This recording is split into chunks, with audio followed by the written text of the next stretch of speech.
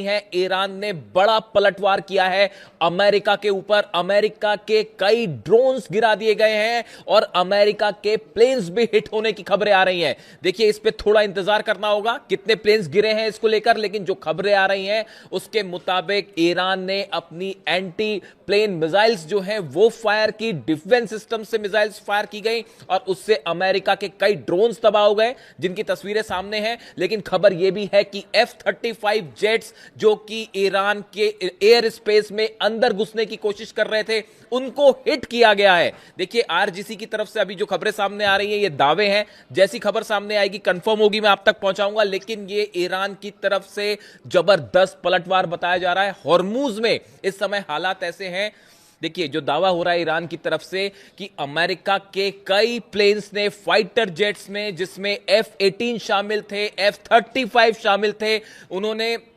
Take off किया Abraham Lincoln से, aircraft carrier से, और वो ईरान के एयर स्पेस के अंदर घुसने की कोशिश कर रहे थे।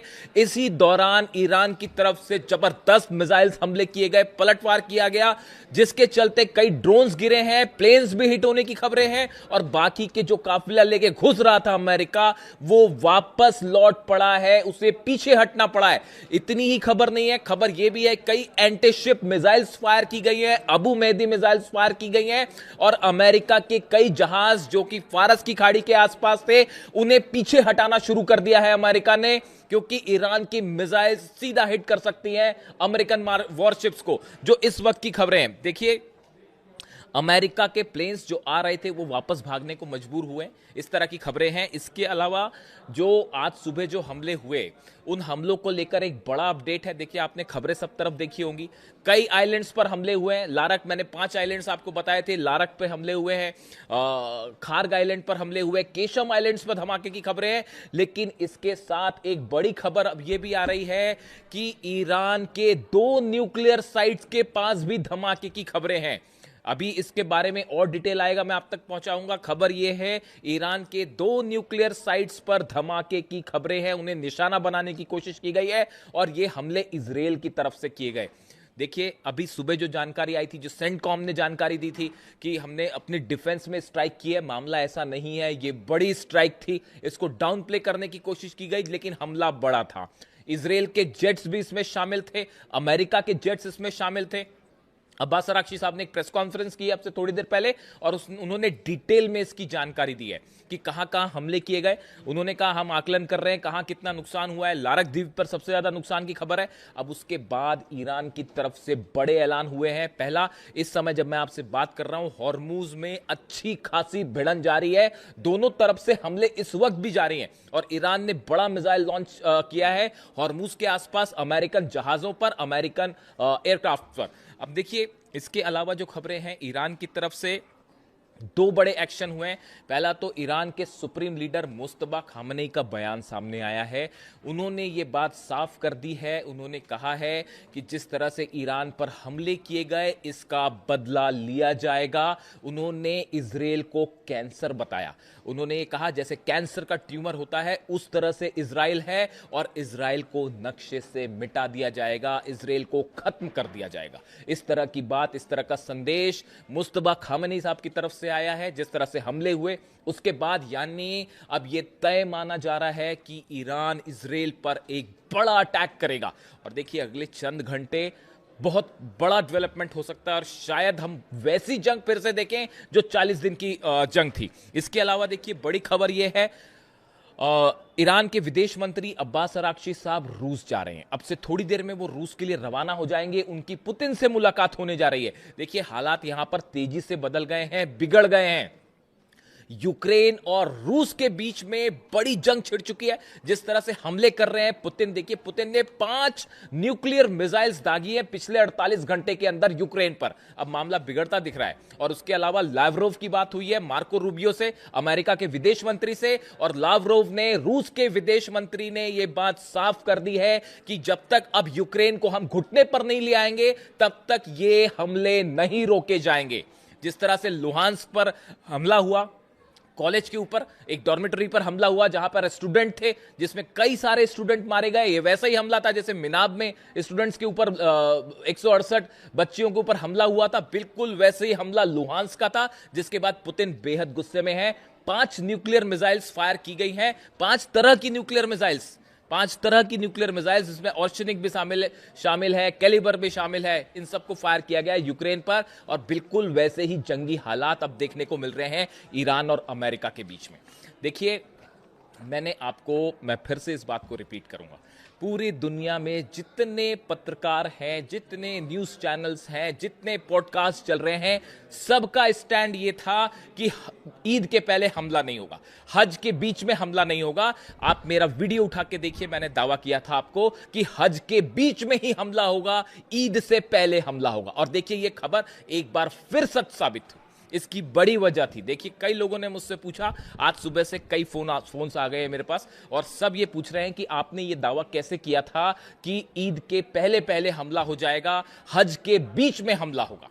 कई लोगों ने ये सवाल पूछे। आप इकलौते ऐसे पत्रकार हैं जिनका ये दावा था कि हज के बीच में हमला होगा, ईद के पहले आपने कैसे दावे किए? देखिए, इसकी 2-3 बड़ी वजह थी।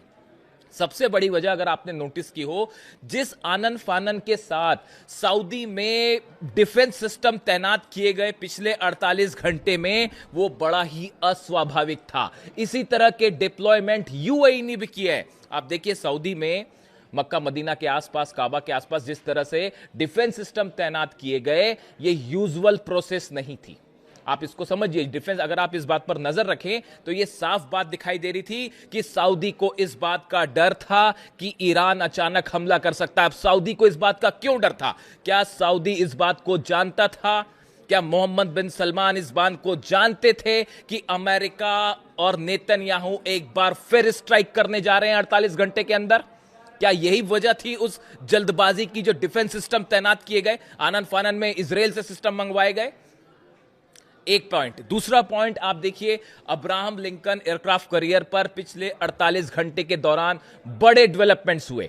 F-35 जेट्स ने टेक ऑफ किया, F-18 जेट्स ने टेक ऑफ किया।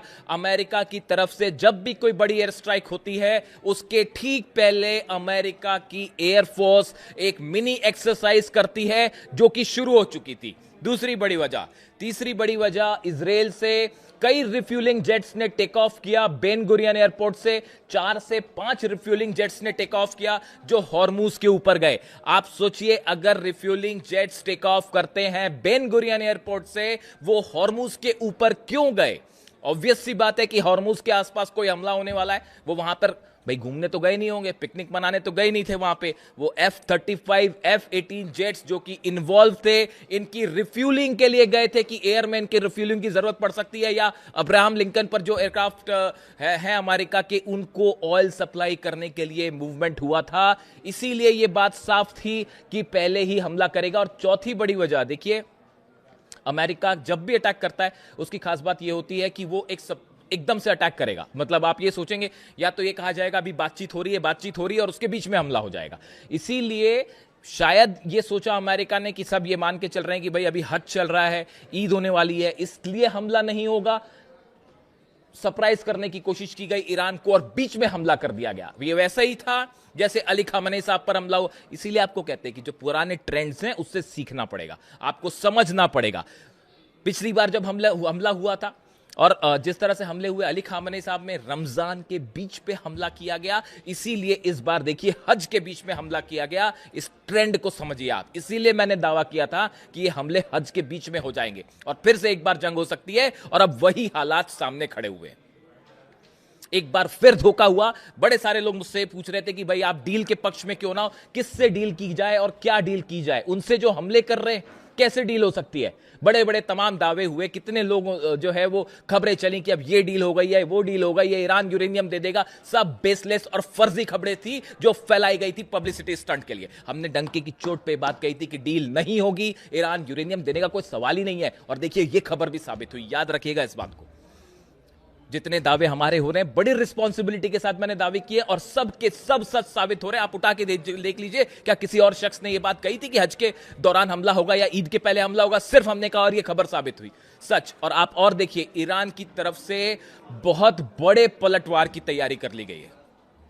और जो मुस्तबा खामनेई साहब का जो संदेश आया है, हम इजराइल को मिटा देंगे, ये एक संदेश है इस बात का, ये इशारा है इस बात का कि इजराइल के ऊपर बहुत बड़ा हमला होने जा रहा है। देखिए ये हमले क्यों हुए, इसकी कई वजह भी सामने है। सबसे बड़ी वजह है तो ईरान जो है अपेरेंटली कि भाई ईरान अपना यूरेनियम देने को तैयार नहीं है। ये बात साफ बता दी गई है अमेरिका को। जितने 5 देश अरब देशों के निगोशिएट करना चाह रहे थे, पाकिस्तान के नेता वहां पे थे, आर्मी जनरल वहां पे थे, इन सबको साफ साफ बता दिया गया था ईरान अपना यूरेनियम नहीं देगा, हम न्यूक्लियर मुद्दे पर कोई बात नहीं करेंगे। तमाम दावे हो रहे थे यूरेनियम यहां चला जाएगा, यूरेनियम वहां चला जाएगा, सब फर्जी खबरें थी, फैलाई गई थी। बात नंबर 1। बात नंबर 2, आप देखिए एक बड़ी लॉबी काम कर रही है। आप मेरा कल का वीडियो उठा के देखिए, मैंने कई लोगों के नाम लिए थे जो खबरें हैं वेस्टर्न मीडिया में खबरें हैं। देखिए मार्क डूडोविट्स डोनाल्ड ट्रंप के करीबी हैं, लिंडसे ग्राहम आप जानते ही हैं, टेड क्रूज, ये वो नाम है, ये इनको बड़ी लॉबी माना जाता है इजराइल की, जो कतई नहीं चाहते कि किसी तरह की डील हो जाए। नेतन्याहू कतई डील नहीं होने देंगे, और अगर डील होती भी है तो उसको फिर से तोड़ दिया जाएगा जैसे 2015 के पैक्ट को तोड़ा गया। इसीलिए ईरान विश्वास करने को तैयार नहीं है। इसीलिए मुस्तफा खामेनी कह रहे हैं कि हम विश्वास नहीं करेंगे। और अब हालात ये है, देखिए बड़ी इस समय ईरान खास तौर पर हॉर्मुज में, चूंकि हमले आइलैंड्स पर हुए इसलिए अभी पूरा फोकस जो है हॉर्मुज में, और हॉर्मुज में इसको जंग कहते हैं, सीधी सीधी जंग छिड़ी हुई है। लेकिन अगले चंद घंटों में ईरान की तरफ से बड़ा मिसाइल अटैक हो सकता है। और देखिए अब्बास अरागची साहब तुरंत पुतिन से मिलने भी जा रहे हैं। हो सकता है कि इस मुलाकात के बाद एक्शन देखने को मिले, लेकिन फिलहाल ईरान की तरफ से हॉर्मुज में कई मिसाइल्स फायर की गई हैं, और उसमें अभी कितना नुकसान है अमेरिका को, ये थोड़े वक्त पर सामने देखने को मिलेगा। लेकिन अभी हालात ये है कि ये बात साफ हो चुकी है कि कोई डील जैसी संभावना नहीं है, पूरी तरह से खारिज है। अब्बास अरागची साहब की प्रेस कॉन्फ्रेंस थी अब से थोड़ी देर पहले, और जो बातें उन्होंने कही, उन्होंने कहा कि हमारे को बिल्कुल बदला लेने का पूरा अधिकार है। उन्होंने कहा इंटरनेशनल लॉ, यूनाइटेड नेशंस के चार्टर को अमेरिका ने तार तार कर दिया है। हम एक बार फिर बात कर रहे थे, इजराइल की तरफ से बीच में ये हमले हुए हैं, तेहरान पर भी हमले हुए हैं, तेहरान के आसपास भी धमाके हुए हैं, 2 न्यूक्लियर साइट्स पर धमाके की खबरें हैं। इसका बदला लेने का हमको पूरा अधिकार है। और अब देखना यह है अगले चंद घंटे में ईरान की तरफ से क्या रिप्लाई देखने को मिलता है। जो भी अपडेट होगा मैं फौरन आप तक लाने की कोशिश करूंगा। कमेंट करके बताइए इस वीडियो को लेकर आपकी क्या राय है। Thank you so much.